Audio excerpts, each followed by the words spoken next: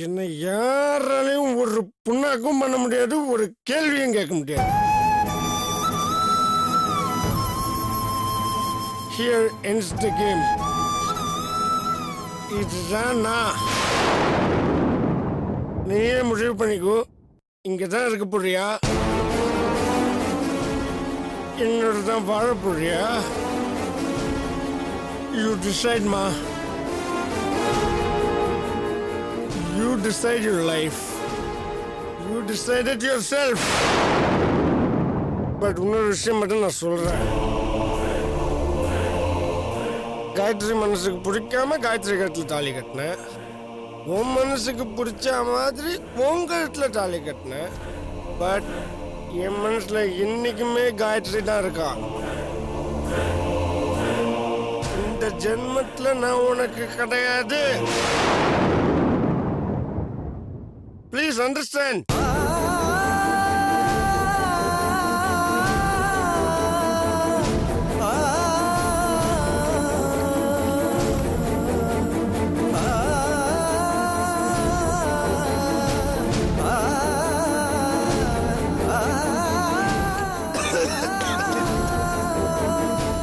வாழ்க்கை எல்லாரும் சேர்ந்து அடிச்சிட்டாங்களே,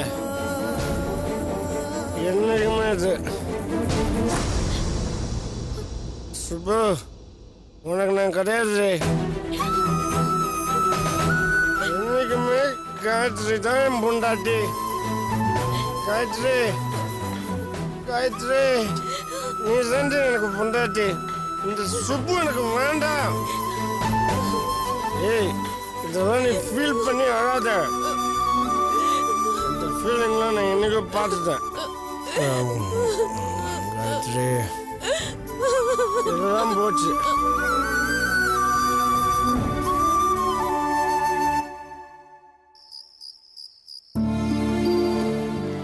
ஏய், பாய வச்சுட்டு சும்மா இரு.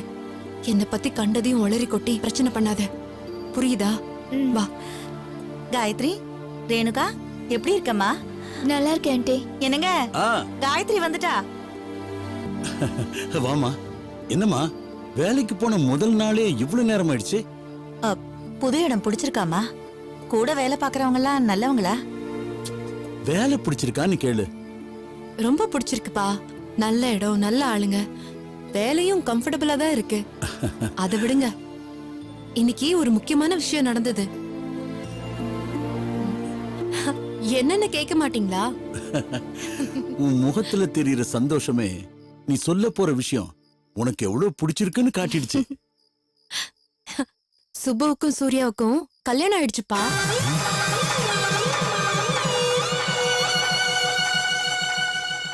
என்னம்மா சொல்ற? அவங்களுக்கு வர 27ஆம் தேதியில என்னமோ கல்யாணம்னு. என்னென்னமோ நடந்து போச்சுப்பா.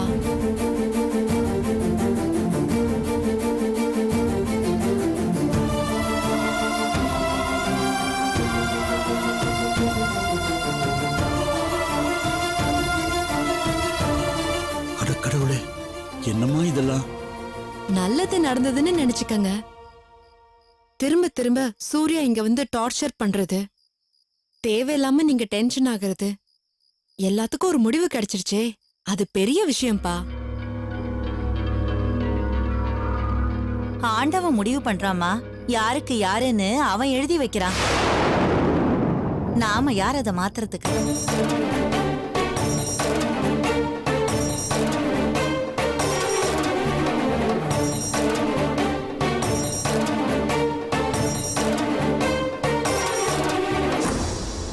கடவுள் ஒன்னும் கல்யாண புரோக்கர் இல்லம்மா.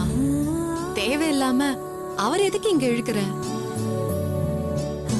நான் எப்பவும் சொல்றதுதான், விதின்னு ஒண்ணு இருக்கு. அது என்ன சொல்லுதோ அதுதான் ஃபைனல். எப்படியோ சுப்பு நல்லா இருந்தா சரி, எனக்கு வேற எதுவும் வேணாம்.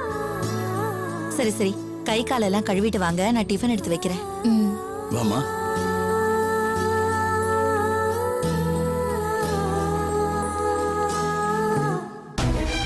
ஏய்,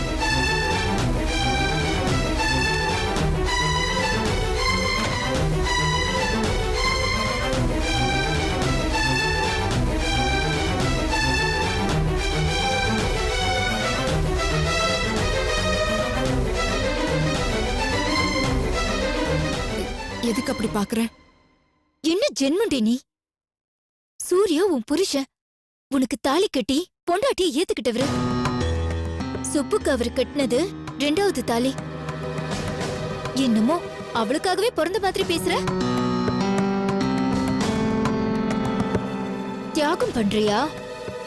அசிங்கமா இருக்குடி. நீ உயிரை கொடுக்கறேன்னு சொன்னா கூட அதுல ஒரு லாஜிக் இருக்கு. ஆனா புருஷனை விட்டு கொடுக்கணும்னு நினைக்கிறது பைத்தியக்காரத்தனம்.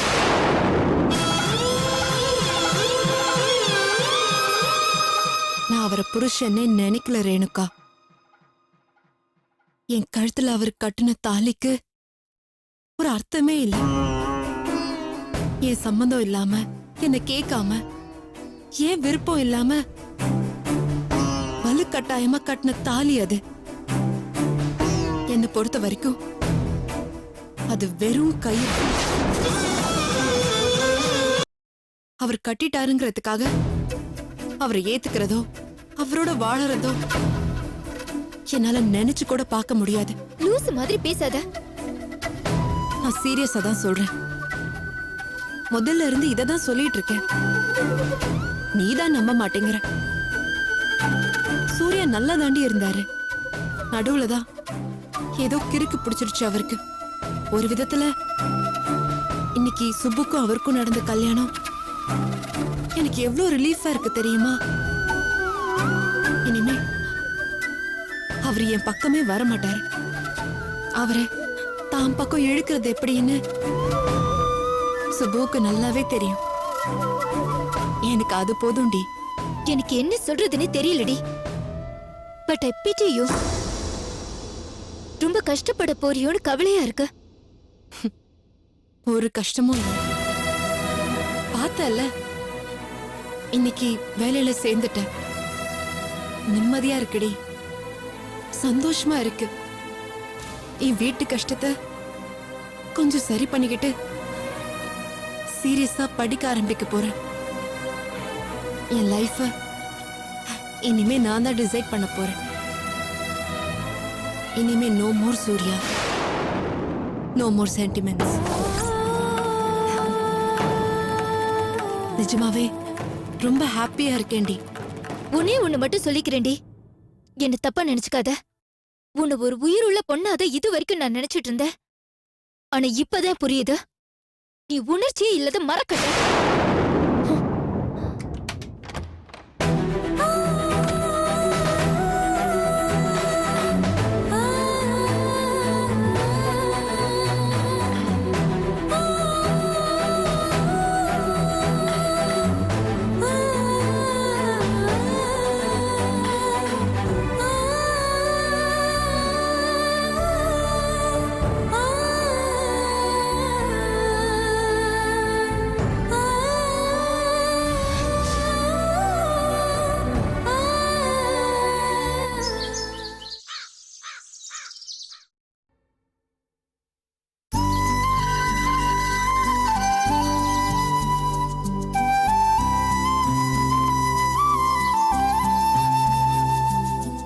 அம்மா,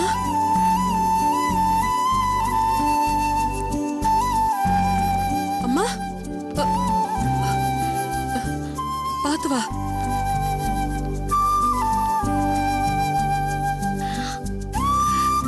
சுப்பு, அத்தை எப்படி இருக்கீங்க அத்தை? நல்லா இருக்கேன். மாமா, டாக்டர் என்ன சொன்னாரு? ஒண்ணும் இல்லம்மா, டாக்டர் பயப்பட வேண்டிய அவசியமே இல்லைன்னு சொல்லிட்டாரு. பாரு, உங்க அத்தை நல்லா தானே இருக்கா? சரிங்க அத்தை, நீங்க உட்காருங்க, நான் எல்லாருக்கும் காஃபி எடுத்துட்டு வரேன். உட்காரு கோமதி. இப்படி வாமா, வா.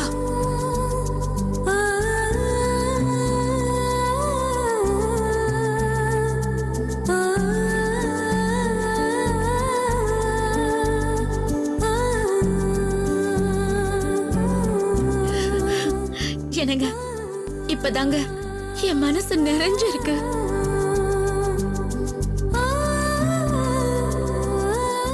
மாமா, இந்தாங்க அத்தை. டாக்டர் காஃபி சாப்பிடலான்னு சொன்னார்ல அத்தை. என்னடா திடீர்னு இப்படி எல்லாம் நடக்குதுன்னு ஹாஸ்பிட்டல்ல நான் ரொம்ப பயந்து போயிட்டேன் தெரியுமா அத்தை? அண்ணே, நான் உங்களுக்கு காஃபி போட்டு எடுத்துட்டு வரேன். இல்ல இல்ல, எனக்கு இப்ப எதுவும் வேண்டாம். சாப்பிடுங்க. திடீர்னு நடந்தாலும் நல்லது தானமா நடந்திருக்கு. ஹாஸ்பிடலுக்கு போய் படுத்த, ஆனா நீ வந்த நேரம் உடனே எந்திரிச்சு வீட்டுக்கு போன டாக்டரே சொல்லிட்டாருல்ல. ரொம்ப சந்தோஷமா இருக்கு அத்தை. ஒரு நிமிஷம் இருங்க, அவருக்கு காஃபி போட்டு கொடுத்துட்டு வந்தாரு. ஆ.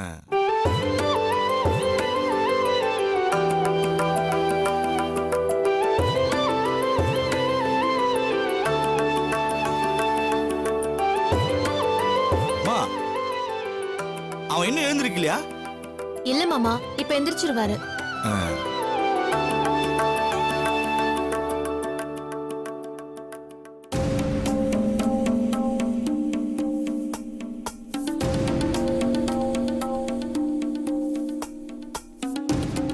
என்னங்க என்னங்க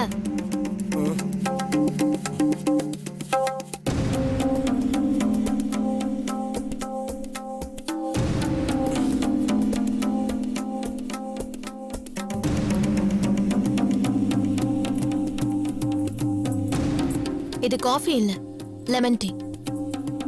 நைட்டு குடிச்சதுக்கு இதுதான் கரெக்டா இருக்கும்.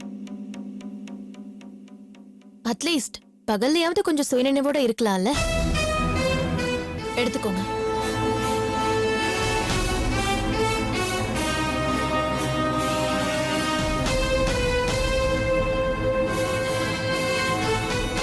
ஹாஸ்பிட்டல்ல இருந்து உங்க அம்மா வந்திருக்காங்க. ஒரு கர்டஸிக்கு அவங்கள வந்து பார்க்கலாம், தப்பில்ல.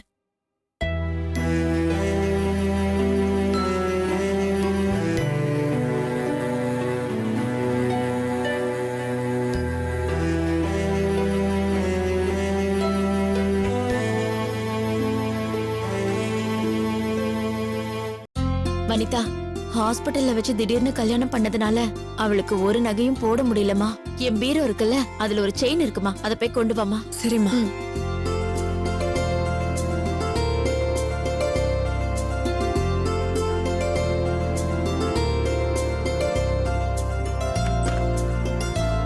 என்னம்மா, அவன் எந்திரிச்சிட்டானா? எந்திரிச்சிட்டாரு அத்தை. இப்ப வந்துருவாரு. கேக்க மறந்துட்டேன். திரும்ப எப்ப ஹாஸ்பிடல் போக வேண்டியிருக்கும்? அவசியமே இல்லம்மா. நான் எதை நினைச்சு ஆசைப்பட்டனோ, எதை நினைச்சு கனவு கண்டனோ, அது நல்லபடியா நடந்துருச்சு. இனிமே எனக்கு ஒண்ணுமே ஆகாதுமா. நீ பயப்படவே பயப்படாத.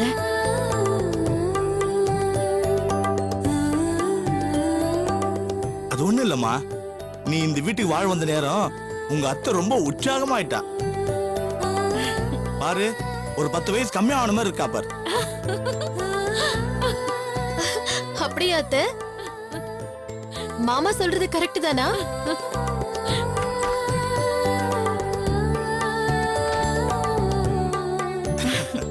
அதுல என்னம்மா சந்தேகம் உனக்கு? நீ வந்த நேரம் எனக்கு பூரணமா குணமாயிடுச்சு. இல்லம்மா. நான் வந்த நேரமா இல்ல காயத்ரி வந்த நேரமா?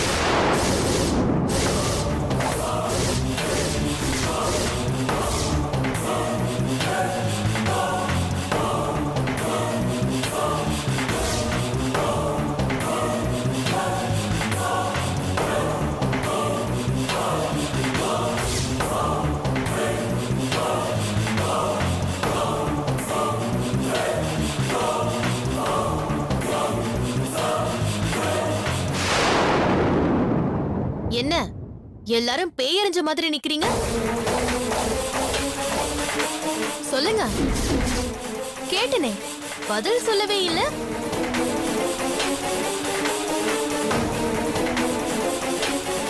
நான் மருமகளா வந்த நேரமா இல்ல எனக்கு முன்னாடி காயத்ரி மருமகளா வந்தாளே அந்த நேரமா?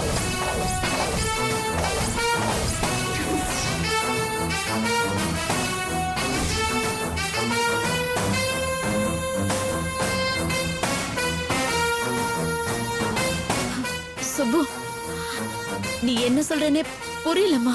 வேணா அத்தை, நீங்க நல்லவங்க.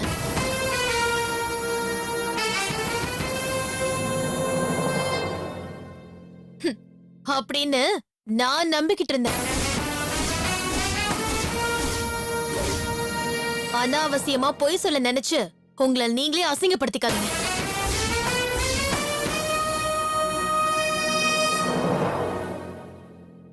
உங்க புள்ள கோயில்ல நடந்த கல்யாணத்தை பத்தி நேத்து நைட்டே என்கிட்ட விழாவாரியா சொல்லிட்டான்.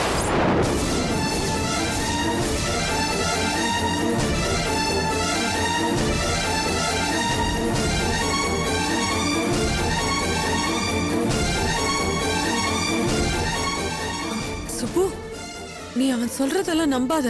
இந்த ஜென்மத்துல நீதான் அவனுக்கு பொண்டாட்டி. அன்னைக்கு கோவில் அவன் ஏதோ கிறுக்கு பிடிச்ச மாதிரி நடந்துட்டான்.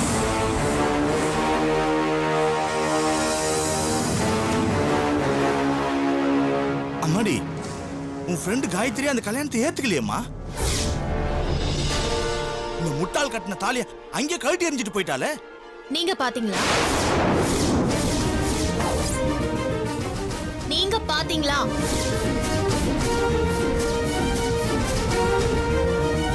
எல்லாரும் சேர்ந்து இப்படி ஒரு காரியத்தை பண்ணிட்டீங்களே.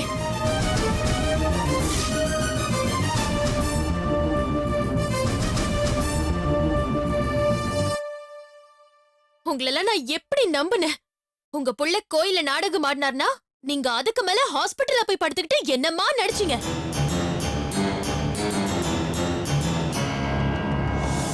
ஏன் அத்தை, ஏன் இப்படி?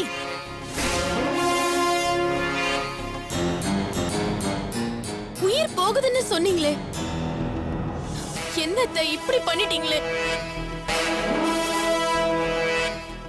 சுப்பு, தப்பா நினைச்சுக்காத. எங்க வீட்டுக்கு நீதான் மருமகளா வரணும்னு நாங்க எல்லாருமே ஆசைப்பட்டோம். அதனாலதான் இப்படி. ஆனா உங்க தம்பி அப்படி நினைக்கவே இல்லையே.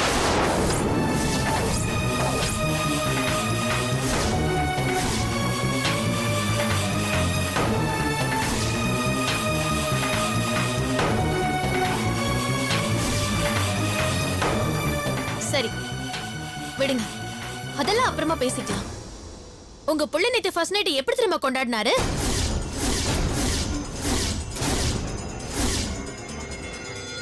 ஒரு ஃபுல் பாட்டில காலி பண்ணிருக்காரு.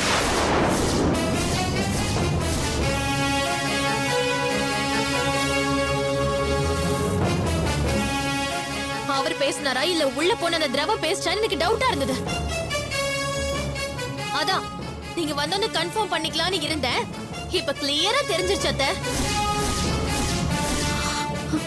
சுப்பு, எனக்கு கொஞ்சம் வெளியில போக வேண்டிய வேலை இருக்கு. 10 நிமிஷத்துல வந்துடுறேன். இங்கே வெயிட் பண்ணுங்க. என்னங்க, உங்களுக்கும் சேர்த்துதான் சொல்றேன், வெயிட் பண்ணுங்க.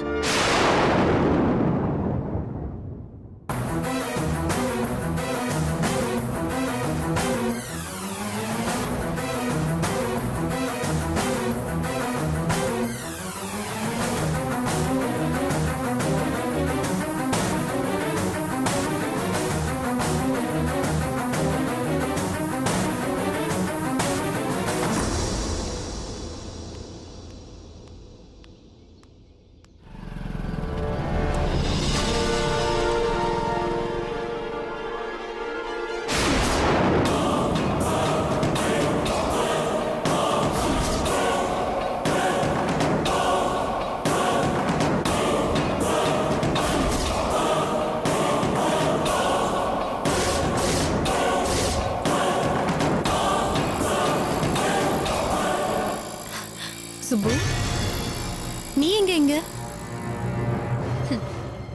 எதிர்பார்க்கல. அதிர்ச்சியா இருக்கா என்ன? உனக்காக தான் வெயிட் பண்ணிட்டு இருக்கேன். கொஞ்சம் என் கூட வரியா? என்ன சுப்பு, ஏதாவது முக்கியமான விஷயமா?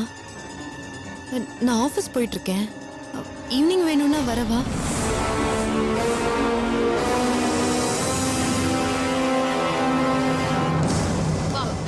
வந்து கேரு. சுப்பு, கேருங்கறல்ல.